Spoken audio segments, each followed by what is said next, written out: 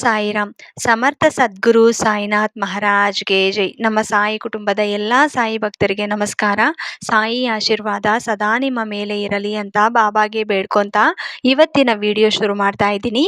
ಇವತ್ತಿನ ವಿಡಿಯೋದಲ್ಲಿ ಸಾಯಿ ಏನು ಹೇಳ್ತಾ ಇದ್ದಾರೆ ಅಂದರೆ, ಮಗು ನೋಡಿದ ಕ್ಷಣ ಇಲ್ಲಿರುವ ಸಾಯಿ ಪಲ್ಲಕ್ಕಿಯನ್ನು ಮುಟ್ಟಿ ಒಂದು ಪವಾಡ ನಡೆಯುತ್ತೆ. ಇದು ಜನ್ಮಗಳ ಪುಣ್ಯ ಅಂತ ಸಾಯಿ ನಮಗೋಸ್ಕರ ಒಂದು ಒಳ್ಳೆಯ ಸಂದೇಶವನ್ನು ತಂದಿದ್ದಾರೆ. ಇವತ್ತು ಯಾರ್ಯಾರು ಸಾಯಿ ಮೇಲೆ ಪೂರ್ತಿ ವಿಶ್ವಾಸ ಇರುವಂಥವ್ರು, ಶ್ರದ್ಧೆ ಸಬೂರಿಯಿಂದ ಸಾಯಿ ಹೇಳ್ತಾ ಇರುವಂಥ ಸಂದೇಶಗಳನ್ನು ಕೇಳಿದ ನಂತರ ಅದನ್ನು ಯಾರ್ಯಾರು ಆಚರಿಸುತ್ತಾರೋ ಅವರ ಜೀವನದಲ್ಲಿ ಎಂಥದೇ ಕಷ್ಟ ಬರಲಿ, ಸಾಯಿ ನನಗೆ ಇದ್ದಾರೆ ಅನ್ನೋ ನಂಬಿಕೆ ಇರೋರಂಥವರೆಲ್ಲರೂ ಕೂಡ ಇವತ್ತು ಸಾಯಿ ಪಲ್ಲಕ್ಕಿಯನ್ನು ಮುಟ್ಟಿ, ಯಾಕಂದ್ರೆ ಸಾಯಿ ನಮ್ಮ ಜೀವನದಲ್ಲಿ ಒಂದು ಹೊಸ ಪವಾಡ ನಡೆಸ್ತಾರಂತೆ. ಅದು ಏನು ಅನ್ನೋದು ತಿಳ್ಕೋಬೇಕು ಅಂದ್ರೆ ತಪ್ಪದೇ ಇವತ್ತು ಈ ಪಲ್ಲಕ್ಕಿಯನ್ನು ಮುಟ್ಟಬೇಕು. ಸಾಯಿ ಸಂದೇಶವನ್ನು ಇವತ್ತು ನಾನು ಕೇಳಿದ ನಂತರ ಮಳ್ಕೋಬೇಕು. ನನಗಿರುವಂತ ಕಷ್ಟಗಳು ಅಂತವು ಅಂತ ಸಾಯಿ ಮೇಲೆ ಪೂರ್ತಿ ವಿಶ್ವಾಸ ಇರುವಂತವರೆಲ್ಲರೂ ಕೂಡ ಈಗ ಪಲ್ಲಕ್ಕಿಯನ್ನು ಮುಟ್ಟಿದ್ದೀರಾ. ಮತ್ತೆ ಸಾಯಿ ಸಂದೇಶವನ್ನು ಕೇಳಿ, ಮಗು ಸಂತೋಷವಾಗಿ ಇವತ್ತು ನನ್ನ ಮೇಲೆ ನಂಬಿಕೆ ಇಟ್ಟು ಈ ಪಲ್ಲಕ್ಕಿಯನ್ನು ಮುಟ್ಟಿದೀಯಾ.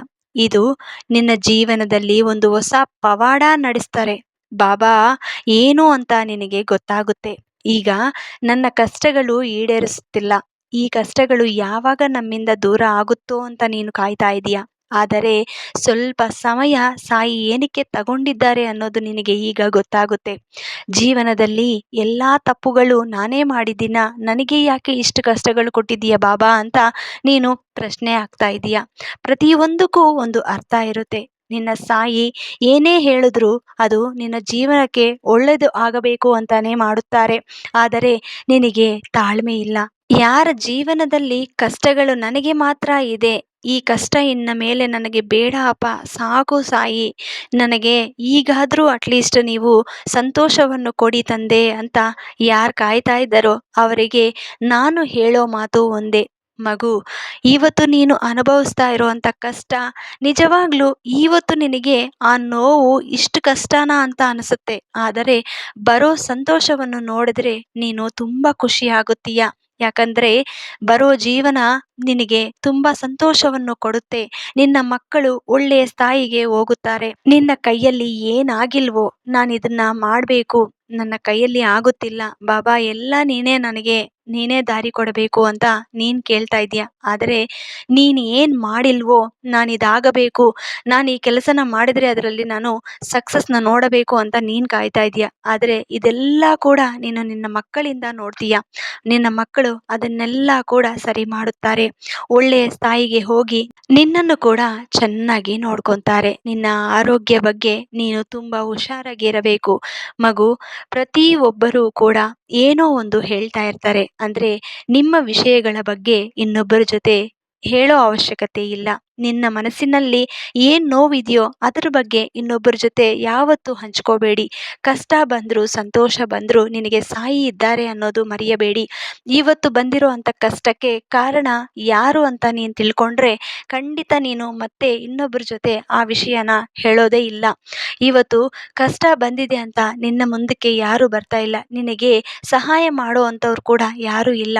ಆದರೆ ಸಹಾಯ ಮಾಡೋ ಅಂಥವ್ರು ಒಬ್ಬರಿದ್ದಾರೆ, ಅವರು ಸಮಯಕ್ಕೆ ನಿನ್ನ ಮುಂದಕ್ಕೆ ಬರ್ತಾರೆ. ಆಮೇಲೆ ನಿನಗೆ ಆ ವಿಷಯದಲ್ಲಿ ತುಂಬ ಹೆಲ್ಪ್ ಮಾಡ್ತಾರೆ. ನೀನೇನು ಅನ್ಕೊಂಡಿದೀಯೋ ಅದೆಲ್ಲ ಕೂಡ ಅವ್ರ ಕೈಯಿಂದನೇ ಮಾಡಿಸ್ತೀನಿ ಬಾಬಾ. ನಾನು ಯಾವತ್ತೂ ಈ ಥರ ಅನ್ಕೊಂಡಿಲ್ಲ, ನಾನು ಈ ರೀತಿ ಸಹಾಯ ಮಾಡುತ್ತಾರೆ ಅಂತ ನನ್ನ ಊಹಕ್ಕೆ ಬಂದಿಲ್ಲ.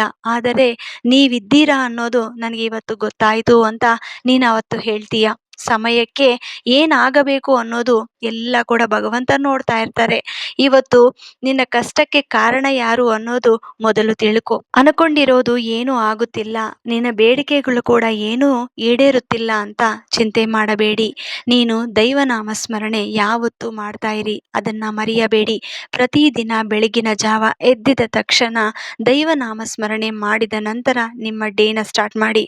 ಮಗು ಇವತ್ತು ಸಾಯಿ ನಾಮಸ್ಮರಣ ಮಾಡುತ್ತಾ ಪ್ರತಿಯೊಂದು ನೀನು ಆ ಕೆಲಸವನ್ನು ಶುರು ಮಾಡಿ ಅಂತ ನಾನು ಹೇಳಲ್ಲ. ಯಾಕಂದ್ರೆ ನಿಮ್ಮ ಮನಸ್ಸಿಗೆ ದೇವರು ಇಷ್ಟ ಆಗುತ್ತಾರೋ ಅವ್ರನ್ನ ಮಾತ್ರ ತಪ್ಪದೆ ನೀವು ಆರಾಧನೆ ಮಾಡಬೇಕು. ಬೆಳಿಗ್ಗೆ ಎದ್ದಿದ ತಕ್ಷಣ ಸ್ವಲ್ಪ ಹೊತ್ತು ಒಂದು 5 ನಿಮಿಷ ಹೊತ್ತು ಕುತ್ಕೊಂಡು ದೈವ ನಾಮಸ್ಮರಣೆ ಮಾಡಬೇಕು.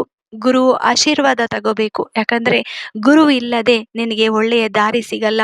ಇವತ್ತು ಗುರುವು ನಿನಗೆ ಒಳ್ಳೆಯ ದಾರಿ ತೋರಿಸ್ತಾ ಇದ್ದಾರೆ. ಒಳ್ಳೆಯ ಸಂದೇಶವನ್ನು ಕೊಟ್ಟು ಸರಿಯಾದ ದಾರಿಯಲ್ಲಿ ನಡಿಬೇಕು ಅಂತ ನಿನ್ನ ಗುರುವು ಆಸೆ ಪಡ್ತಾ ಇದ್ದಾರೆ. ಮಗು, ನಿನ್ನ ಸಾಯಿನ ತಂದೆ ಸ್ಥಾಯಿಯಲ್ಲಿ ಇಟ್ಟಿದೀಯ. ಒಂದು ತಮ್ಮ, ಒಂದು ಅಣ್ಣ, ಒಂದು ಅತ್ತಿಗೆ, ಒಂದು ಅಮ್ಮ ಅಂತ ಎಲ್ಲಾದ್ರಲ್ಲೂ ಕೂಡ ನೀನು ಸಾಯಿನ ನೋಡ್ತೀಯ. ಅದೇ ರೀತಿಯಲ್ಲಿ ಎಲ್ಲರಲ್ಲಿ ಕೂಡ ಭಗವಂತನ ನೋಡಿ ಆ ಭಗವಂತನ ಆಶೀರ್ವಾದ ನಿನಗೆ ಸದಾ ಇರುತ್ತೆ. ಈ ಸಾಯಿ ಆಶೀರ್ವಾದ ಕೂಡ ಯಾವತ್ತೂ ಇರುತ್ತೆ ಅಮ್ಮ.